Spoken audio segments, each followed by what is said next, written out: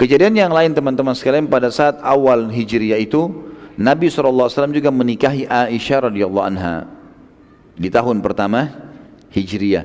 Setelah Aisyah diajak atau hijrah sudah tiba di Madinah, maka di tahun pertama itulah Nabi SAW menikahi Aisyah. Juga kejadian yang lain, di awal tahun pertama Hijriyah perintah sholat ditambah jumlah rakaatnya.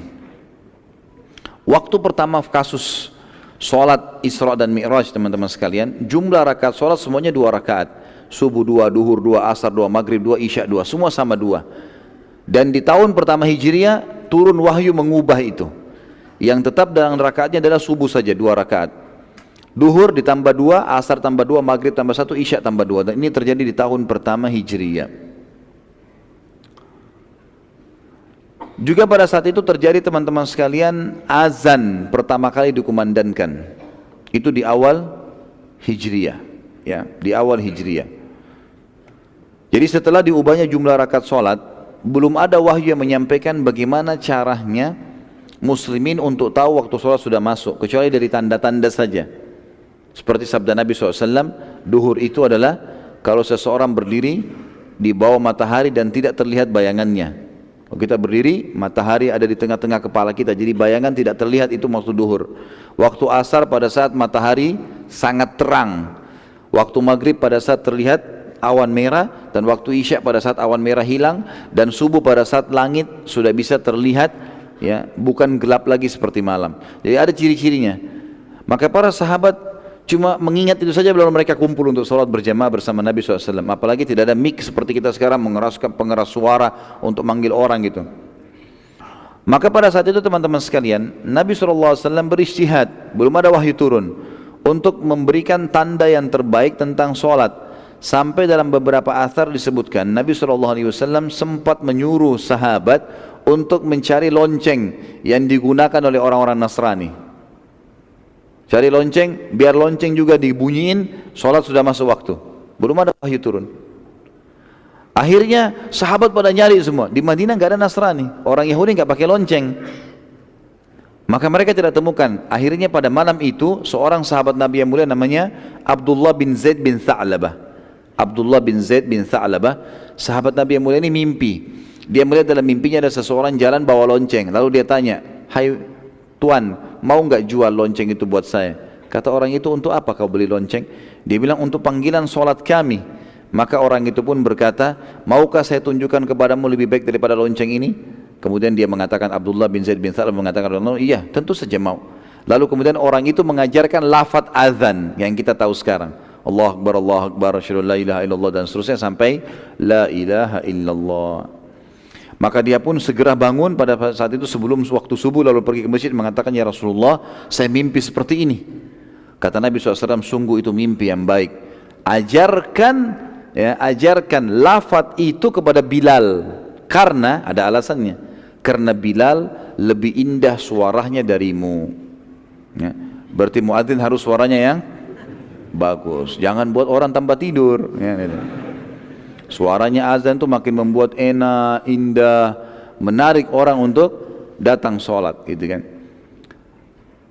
Pada hadis ini pelajaran juga teman-teman sekalian, kalau seorang muadzin harus dipilih yang paling bagus suaranya, wajar untuk memanggil orang. Walaupun memang ada motivasi dalam Islam untuk menjadi muadzin. Saat Bilal mengumandangkan azan, dipakai lafaz tadi subuh itu, orang-orang sudah mulai dengar Allahu Akbar dan seterusnya sampai la ilaha illallah. Umar bin Khattab baru terbangun, dan ternyata Umar mimpi juga sama. Maka Umar datang mengatakan, "Ya Rasulullah, demi Allah saya mendengar lafaz ini dalam mimpi saya, dan saya sudah ingin menyampaikan kepada anda." Kata Nabi SAW, "Sungguh itu mimpi yang baik hai Umar, dan sudah diterapkan." Dan sudah diterapkan. Dan ini juga pelajaran teman-teman sekalian, kalau mimpi orang mukmin benar. Tapi ada bedanya antara mimpi orang mukmin atau para sahabat di zaman Nabi SAW masih ada, dan setelah Nabi SAW meninggal. Kalau di zaman Nabi SAW, mimpi sahabat bisa menjadi hukum syar'i. Bisa menjadi hukum syar'i. Kenapa? Karena wahyu masih turun. Seperti kasus mimpinya tadi, Abdullah bin Zaid bin Tha'labah radhiyallahu anhu ini, bahasa beliau mimpi dengar azan, dilapor ke Nabi, Nabi bilang iya baik. Karena wahyu menyampaikan ke Nabi itu adalah bagian dari syariat. Tapi setelah Nabi SAW meninggal, Tidak ada lagi mimpi orang mukmin yang merupakan syariat baru, karena agama sudah lengkap. Tapi mimpi dia bisa saja misal mimpi baik atau ru'ya sadiqah, sebagaimana sabda Nabi SAW, mimpi yang baik atau ru'ya sadiqah cabang daripada 63 kemujizatan Nabi SAW. Jadi itu bisa bagian daripada kemujizatan Nabi. Di sini teman-teman sekalian, misal kita mimpi mau umrah atau haji, kita mimpi melihat Ka'bah, itu ru'ya sadiqah, mimpi yang baik dari Allah. Kita mimpi melihat surga, misal kita mimpi bertemu dengan orang tua kita dan ternyata 2 hari lagi mereka datang mengunjungi kita, maka ini semua namanya ru'ya sadiqah. Dan ada 2 macam mimpi ya, ada ru'ya sadiqah, ada hilm. Kalau ru'ya sadiqah, mimpi yang baik bagi orang-orang beriman, ini biasanya orang itu sangat soleh dan Allah berikan petunjuk dalam mimpinya, tapi bukan syariat ya, bukan syariat. Ini perlu digarisbawahi. Jadi kalau ada orang mimpi, dia mengaku dengan simbolnya Islam, pakai kopiah, pakai surban, pakai jubah, tapi mimpi sholat sekarang sudah berubah jadi 3 rakaat atau 3 waktu. Ini enggak benar semua mimpinya. Ini masuk dalam mimpi kedua, namanya hilm, dari syaitan.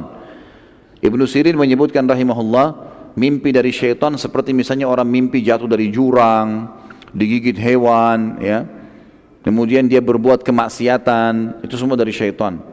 Ya, bahkan sebagian ulama masukkan mimpi junub adalah syaitan, gangguan syaitan, karena seperti dia berzina, tapi untung dia tidak melakukannya dalam kondisi tidak sadar dalam mimpi, itu permainan syaitan. Makanya Nabi SAW tidak pernah junub, seperti itulah. Tapi kita ambil pelajaran dari sini tadi masalah mimpi itu, dan ternyata betul setelah mimpi tersebut wahyu turun. Waktu Abdullah bin Zaid bin Tha'labah menyampaikan kepada Nabi SAW radhiyallahu anhu, Nabi mengatakan ini adalah digunakan, sampaikan pada Bilal, karena ada wahyu menyampaikan Nabi SAW kalau itu benar. Kejadian yang lain adalah teman-teman sekalian, di tahun pertama Hijri adalah Rasulullah SAW membentuk pasukan pertama dengan istilah sariyah. Apa itu sariyah? Dan ini akan sering kita sebutkan, nanti ada sariyah ini, sariyah itu. Sariyah teman-teman adalah pasukan yang kurang dari 100 orang jumlahnya. Pasukan yang kurang dari 100 orang, dan ini strategi perang Nabi SAW. Beliau selalu mengirim ini, pasukan 100 orang, kurang dari 100 orang, namanya sariyah. Dikirim misalnya untuk menyerang satu lokasi, kadang-kadang cuma 30 orang, kadang-kadang cuma 10 orang, kadang-kadang 15 orang, kadang-kadang 70 orang, tergantung. Tapi sariyah ini biasanya kurang dari 100 orang. Kalau sudah lebih dari 100 orang, dinamakan dengan ma'arakah, peperangan. Kalau Nabi SAW tidak hadir. Kalau Nabi SAW hadir, dinamakan dengan istilah lain gazwa. Gazwa. Jadi ada 3 istilah peperangan ya. Ada sariyah. Sariyah ini adalah 100 orang kurang jumlah pasukan, dan Nabi SAW di situ mengutus orang untuk menyerang wilayah tertentu dan bukan peperangan besar. Yang kedua ma'rakah. Ma'rakah peperangan yang dibentuk atau dikirim yang terjadi di antara muslimin dengan orang kafir, tapi jumlah mereka di atas 100 dan Nabi SAW tidak hadir. Kalau yang ketiga, gazwah, peperangan di atas 100 orang yang dipimpin langsung oleh Nabi SAW. Jadi kalau teman-teman baca dalam bahasa Arab, biasanya Badr itu dikatakan gazwat Badr, Uhud, gazwat Uhud. Kenapa? Karena Nabi hadir. Kalau Nabi SAW tidak hadir, namanya ma'rakah. Baik, pada saat itu pertama kali Nabi SAW membentuk sariyah, pasukan yang kurang dari 100 orang untuk memerangi Quraisy. Dan beliau SAW memulai dengan menghadang kafilah dagang Quraisy yang datang dari negeri Syam, yang dikawal oleh 300 pasukan Quraisy, yang memimpin pasukan pada saat itu, pemimpin sariyah namanya Hamzah bin Abdul Muttalib radhiyallahu anhu, paman Nabi SAW.